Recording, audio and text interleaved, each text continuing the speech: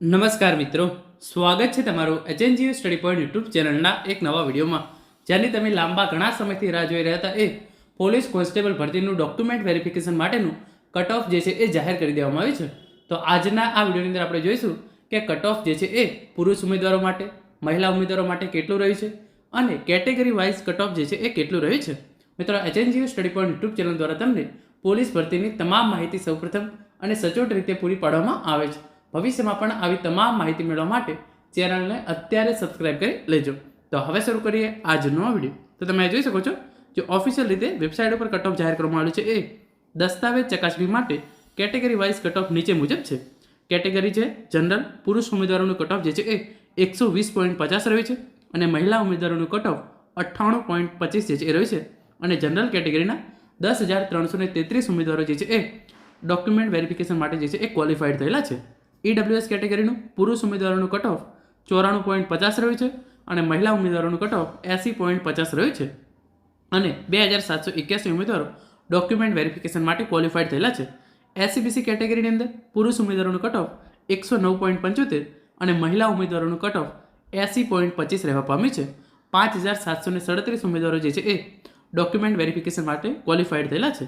SC કેટેગરીની અંદર પુરુષ ઉમેદવારોનું cut off 94.75 રહ્યું છે અને મહિલા ઉમેદવારોનું કટ ઓફ 80.50 રહેવા પામ્યું છે. અને 1,631 ઉમેદવારો જે છે એ ડોક્યુમેન્ટ વેરિફિકેશન માટે ક્વોલિફાઈડ થયેલા છે. એસટી કેટેગરીની અંદર પુરુષ ઉમેદવારોનું કટ ઓફ 80.50 રહેવા પામ્યું છે અને મહિલા ઉમેદવારોનું કટ ઓફ માત્ર 80 માર્ક્સ જે છે એ રહેવા પામ્યું છે. અને 1,682 ઉમેદવારો જે છે એ ડોક્યુમેન્ટ વેરિફિકેશન માટે ક્વોલિફાઈડ થયેલા છે. હવે આપણે તમે એ જોઈ શકો છો કટ ઓફ જે છે એ એક્સપેક્ટેશન કરતાં ઘણું જ નીચે રહ્યું છે, પરંતુ આ જે છે એ પ્રોવિઝનલ કટ ઓફ છે અને ફાઇનલ કટ ઓફ નથી. આની અંદર જે આ કટ ઓફ છે એ ડોક્યુમેન્ટ વેરિફિકેશન માટેનું કટ ઓફ છે. જે ફાઇનલ કટ ઓફ હશે એ આના કરતાં થોડું ઘણું ઊંચું રહે તેવી શક્યતા છે. હવે કેટલીક અગત્યની સૂચનાઓ આપવામાં આવી છે.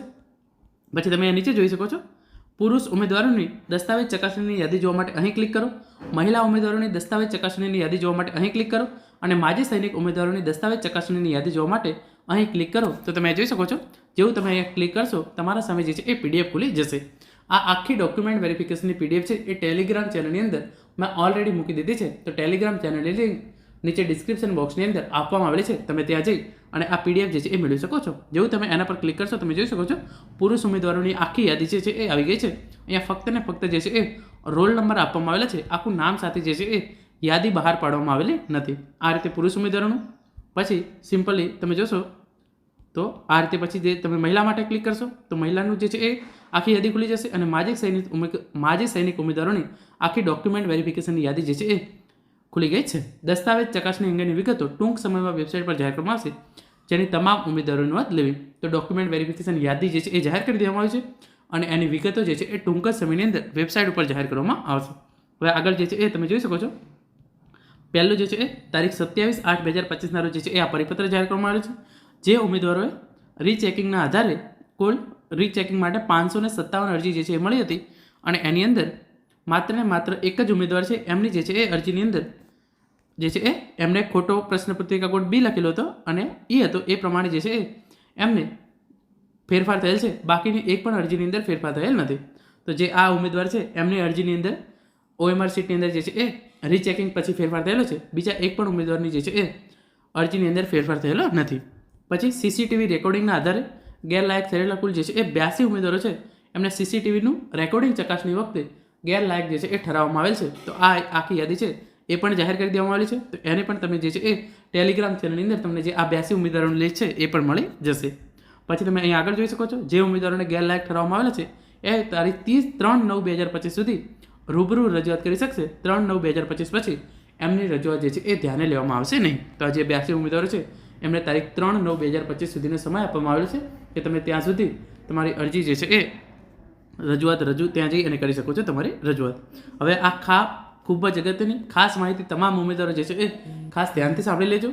લોકરક્ષક કેડરની દસ્તાવેજ ચકાસણી માટે ક્વોલિફાઈડ ઉમેદવારોની યાદી જાહેર કરવા બાબત ઉમેદવારો તરફથી પોસ્ટ, કુરિયર, રૂબરૂ કે અન્ય માધ્યમથી મળેલ રજૂઆતો અન્વયે વિષય નિષ્ણાતો પાસેથી અભિપ્રાય મેળવવામાં આવેલ છે અને અગાઉ તારીખ 30/7/2025 રોજ જાહેર કરવામાં આવેલ લેખિત પરીક્ષાની ફાઇનલ આન્સર કીમાં કોઈ પણ પ્રકારનો ફેરફાર જણાવેલ નથી. તો જે ફાઇનલ આન્સર કી જાહેર કરવામાં આવેલી હતી એની અંદર એક પણ જે છે એ ફેરફાર કરવામાં આવેલો નથી. 6/8/2025 રોજ લેખિત પરીક્ષાના ગુણ વેબસાઇટ પર જાહેર કરવામાં આવેલા હતા.